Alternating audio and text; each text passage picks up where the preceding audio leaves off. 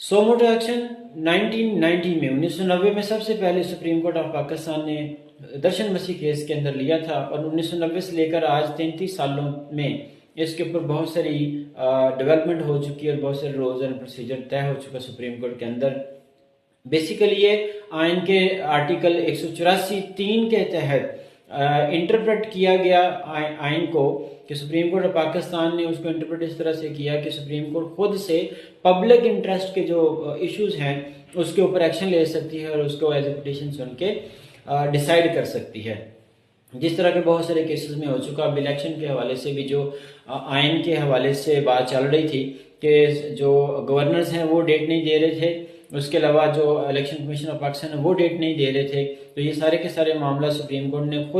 खुद नोटिस लेते हुए इस फैसले को निपटाया और आइन की तशरीह करते हुए वो जो